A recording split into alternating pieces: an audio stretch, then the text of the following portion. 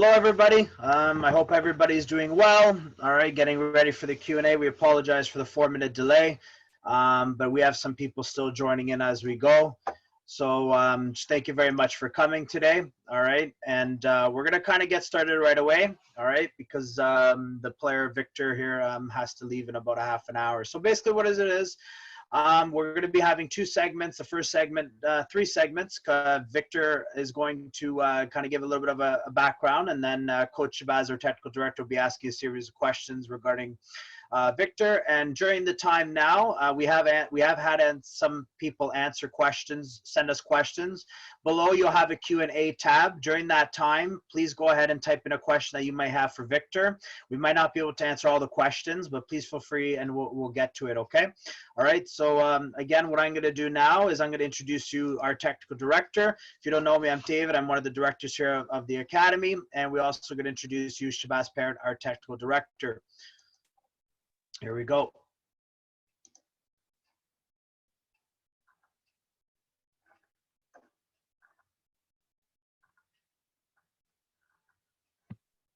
Go ahead, Coach.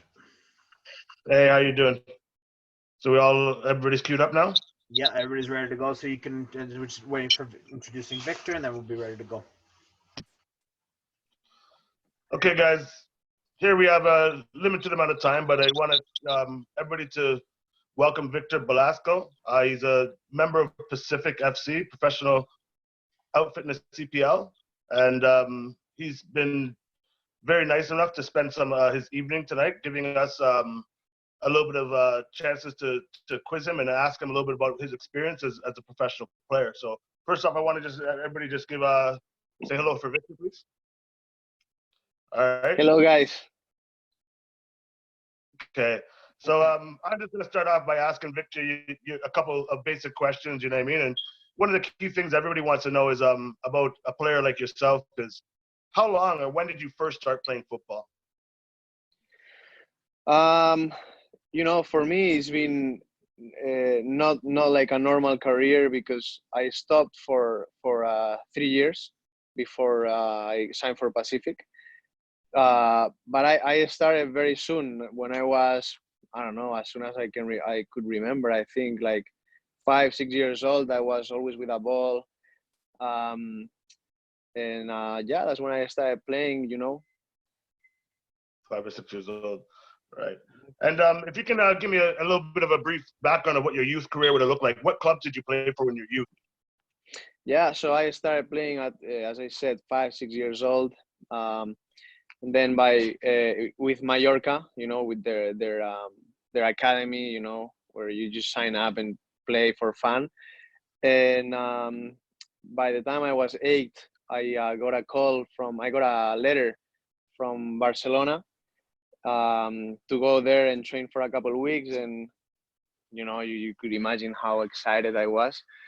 And then I trained for a couple of weeks there, and they, you know, they asked me to stay. I was lucky because I had family in Barcelona, so I stayed for a bit in La Masia, and then I stayed with my grandma, and I was there until I was 14, 15 years old.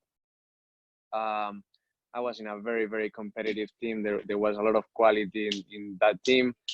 I was comparing with Gerard Deulofeu, who today is at Watford, Adama Traore, who is in Wolverhampton. A lot of players in my team. And, you know, I got released. And I went to Mallorca again, to my hometown, which at the time was in First Division. In that team, I played with players like Marco Asensio, who today are in Real Madrid. Very, very competitive team as well. We had a really, really good 3-4 years competing against, you know, U16, U17, U18, U19, Barça, Madrid, Espanyol, Sevilla, all these kind of teams. And, you know, when I was 18, 19, I got an offer from Simon Fraser University to come with a full ride, you know, and study, and, you know, the opportunity to study English. You know, I didn't speak a word at the time, you know, and it was a very bad there was a very bad crisis, economical crisis in Spain at the moment. So I thought, not me actually, my family told me, Victor, you are going. There's no question. And I Nice. came, and from there, 4 months after, I had a very good season with the university, and I signed for the Vancouver Whitecaps. And then that's a bit where I wanted to explain you guys, my experiences, my career. I got released the second year. I was having a lot of success in the USL. I was gonna sign with the first team, and this and that. I went in preseason with them, and everything was good. And then extra soccer things. I was young. I didn't have my family there to tell me from here this yes, this not. To go in the right direction. And I got released again. And that time was different because I was really touching it. I was really touching my dream. Being in the MLS, and all of that. And I decided to quit. I don't want to play anymore. My head Wow. wasn't right. And I had some offers, at the time. And I went back to university, I wasn't even playing good university anymore. I broke my foot 4 times. Um, I wasn't a soccer player anymore. And then, last year I started getting over that emotion, that feeling of not being there anymore. And all of a sudden I got the opportunity to join Pacific. They gave me the chance. They believed in me because the people who were there, who were scouting and stuff, they knew me from before. And they told me, look, we believe in you. If you want to take the chance, it's going to be a lot of work, but we give you a 1-year contract. And you can imagine, after 3 years of not playing, you've been a professional, right? Your body's it's not there anymore. Is everyday training is that's hard. And it took me a lot of work, but I was so hungry that it didn't matter. And building up from last year, I think when we have a season this year is gonna be exciting, for myself. And really grateful and feeling blessed, man, to have the opportunity to do what I love. Right. So again, someone like yourself, I mean, man, what a good start you did get. I think a lot of the kids, maybe they hear the word Barcelona, and that's the first thing they think of. But I mean, when you said to me Mallorca, I mean, I'm a little bit older, and the first thing I think about is a guy like Samuel Eto'o. A lot of these guys don't know, Yeah. but there's a little argument about who the best African player ever was. And I mean, a lot of people say it was Samuel Eto'o, and he got his start in European football at Mallorca, if I don't Yeah. believe so. Yeah. That was probably somebody you maybe would have seen as a kid coming up, for your local Oh team as yeah. well. Oh no, Eto'o was he was everything. He was, well, Barca signed him after that, after a couple of Right. years, I think. And I no, was going to pass as him. You went from Mallorca to Barcelona, as did Samuel Eto'o. So I just wanted the kids to know that some of those guys could, that guy was one of the greats, and you came from his city. So again, it must have been inspirational for you. After hearing your story there, I mean, that's really, really inspirational. And I really commend you for keeping fit and mentally, not having your family near you, but that must have been very difficult on you. It was very obvious why, Pacific believed in you. I looked at your highlight tape and I saw some of the goals that you were scoring. Do you want to, explain to the kids, I mean, what it might feel like after all this time for you to be scoring in a top flight in the country? I mean, I think, you've been dreaming for that from a young age, but now that's finally happening. What did it feel like when you had your first goal? Yeah, thank you for that, man. It's different now because I feel that last year, if that happened to me before, there would have been some points where I would have said, you know what, now I'm the guy, I'm the man, I'm scoring goals, I'm feeling good. Not last year though, and I don't think it's gonna happen anymore. I'm hungry for more, and now I'm fitter, you know, and we're in quarantine and I'm fitter than when we weren't, you know. And I think that's important for you guys, for the younger generation to understand, because you guys have all the time in the world, you know. For me, I just turned 25, so you know, I have 5-6 more years, you know, and I'm gonna take advantage of them. But if I was 16, 15, 17, 18, I don't know, it would be a different story for myself, you know. So um if you have the talent, um if you have the talent, be humble, you know, work hard, open your ears, listen to your coaches. And if you don't have the talent, guys, I promise you, I've seen many guys with a lot of talent going nowhere, getting nowhere, and a lot of guys that I thought, this guy, I'm way better than him. Today they are playing in first division, making money. So Right. it's one or the other, but always work and be humble. I'm gonna ask one more question, and I'm gonna open it up to everybody else to ask a question. But since your time in Canada, you did something really unique. You came here and you went to Simon Fraser, and a lot of the times we have kids here in this forum that they want to get NCAA scholarship, but with the CPL now being around and stuff, you know, this is kind of a two-pronged question. Do you think would you advise for kids to, you know, play in the CIAU, or I know Simon Fraser plays in the NAIA, they're in the United States, but what would you think about, you know, kids going to Canadian schools or being in Canada? And what else would you think about the quality of the CPL versus the, you know, the high talent that you're coming from in Europe? Do you think that the league has a chance to foster good players in the next 5 years? I know it's a long Good, question, but that's my last good, one. good question. So yeah, I mean, look, in the CPL we have they have there is contracts for university guys, so it doesn't affect their eligibility. You know, it's not a lot of money, to be honest, but it's a good opportunity for the guys in university, right? At least it gives you the opportunity to play at the professional level, and then if you are not successful or it's not for you, you can always go back. Um, and then you made me two questions, right?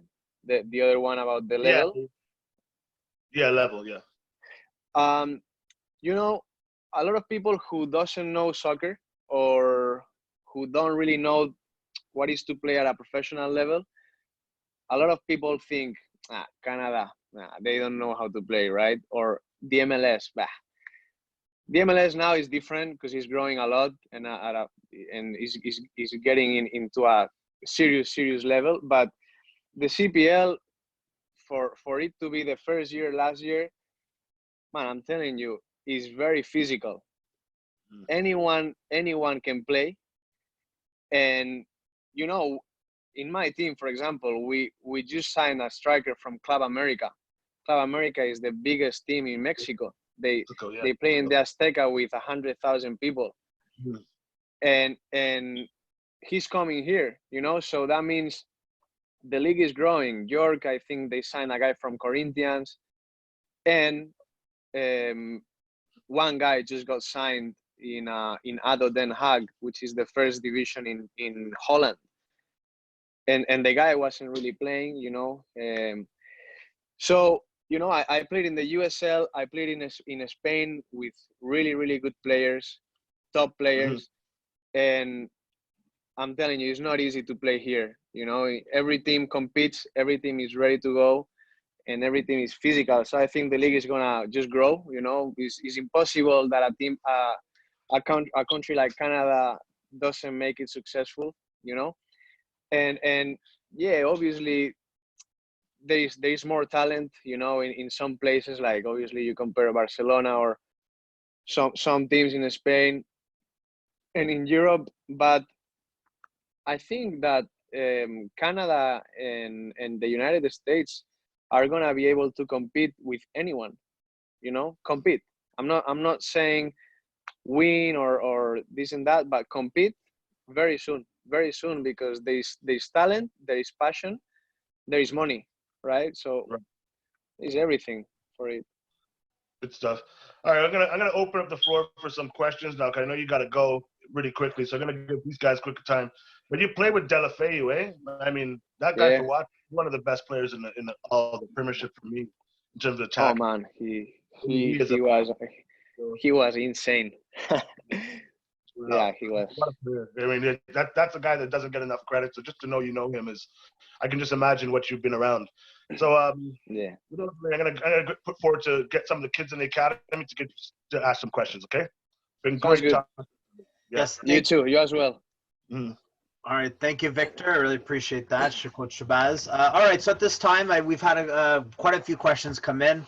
I see some other questions coming in as well. We're not going to be able to probably go through them all, but we will go. So first and foremost, the question that's being asked here now is, at what age did you start taking soccer very serious?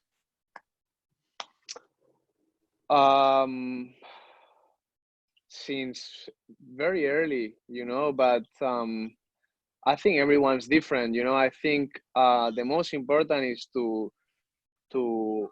acknowledge everything you can, and work hard.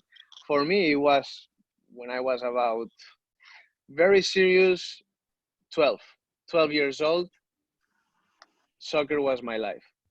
I kept studying, and stuff, but I already went to a school that was special for athletes, but again, I've known a lot of guys that it wasn't that, because not everybody can play for Barca, right? And everyone has a different story. Right. Good. Okay. What was the difference playing in Europe and here in Canada? Is different soccer.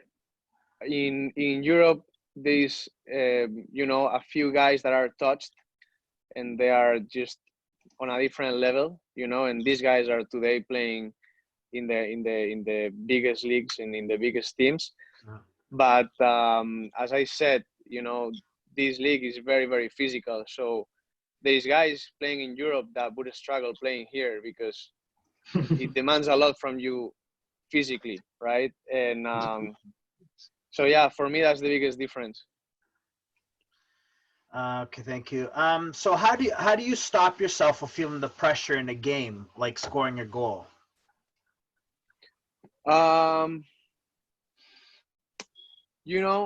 this one is one that I had to learn with time. I believe that the most you train, the less nervous you will be with everything, right? If you try to score a penalty in a panenka style, right? Panenka, right? The one that goes in the middle, very soft, and you've never practiced it, oof, you better not to do it, or because the chances of you scoring it are low. But if you train it and train it and train it, it's just gonna be natural, right? And then it's always gonna feel a bit of pressure, but pressure is good. I think that after the first couple of minutes, there is no pressure anymore, because you have to be thinking only on the game. So you get in sort of the zone, you are just focused on that. For the pressure, I would say maybe be very focused on the first two touches, play simple. When you are not feeling good, when you are feeling nervous, whatever, play it easy. Don't try things that you would do when you feel really good. Play simple, and then try to build from there. Mm-hmm. How much time and effort did you take to go where you are today? How much time did you put into where you are today? Look, guys, I'm gonna be honest. Probably not enough when I was younger, because I was very talented. My feet were really good, so I was always that kind of guy that I'm very skillful. I had a very good one-on-one, but I was missing the all of the other parts of the game. Defensively, fitness-wise, I always struggled, etc., etc., etc. I could be stronger, I could be faster. So I learned that not very long ago, you know, and it made a huge difference for me. So, you know, that's why I encourage you guys to just work hard, because it really will make a difference. Mhm. Yeah, for sure. Okay, thank you for that. Um, so, who was your best teammate you've ever played with? Like the best player? Yeah, that you've ever played with. No, not Deulofeu. Some Marco Asensio. Marco Oh, Asensio. he's amazing. Yeah, it's at Madrid Marco right now, Asensio. guys. No, Marco Asensio was a wizard. And it's funny because now if you Google him or you see him playing, you know, he's taller, you know, and he's bigger. But when he played with me, he was just a skinny little guy, but his brain was just out of control. That guy, he passed the ball, and I was starting to chase him. So he was always ahead of the game, and marvelous left leg, left foot. Um, so yeah, for me, and today he's playing in Real Madrid, so hard to Mhm. beat. Yeah. No, it doesn't get higher than that. Yeah. What keeps you motivated during this pandemic and staying self-motivated? What keeps me motivated is thinking of beating people, because I'm working hard and other people are just making excuses because it's quarantine and this and that, and you know. So for me, I have big big dreams for myself. You know, I got back to the game a year ago. You know, and so for me, I'm on a mission. You know, I'm working hard every day for that, and that's my goal. So I don't need anyone to tell me what to do, because I just want it. You know. Mhm. Okay. Yeah. What is the most goals you've scored in a match? I don't know. Not many, but when I was young, I don't know. Maybe I would score 8 in a game. You know, but one of those games that you are U10 or U12 or something. Yeah. But no, I'm normally a one goal scorer or something. You know, I like to assist quite a bit, but yeah, I'm not that good at scoring goals. Okay, thank you. What would be your suggestion going to college, university, or going to an international high school? So international high school is like abroad. Yes. You know, I would stay here, to be honest, because here the game is growing, you know, and it's a really good opportunity, and they want to invest in Canadian talent. So I would stay here. I don't think you guys need to go anywhere else now. You know, three Yeah. 4 years ago was a different story, but now nowhere better than home. And if it's meant to be, don't worry, they'll come to get you. Mhm. All right, so last two questions here, guys. All right, sorry if I can't get to you. What would be one piece of advice that you would give to a player right now? So they're either, what piece of advice would you be able to give me during this time? I want to play, but what piece of advice would you be able to give me? For this time, I would say, have goals, because goals keep you motivated and keep you hungry. So if you don't have anything to look forward to, and anything to visualize yourself, it's hard to train, right? I'm training for nothing. But if you have a goal and an objective, you don't need anyone to tell you anything. You have it, there you go. you know and I have one advice. For me, it's very important, guys, that you know as the same as I said, that listen to your coaches, and this and that, be humble and work hard.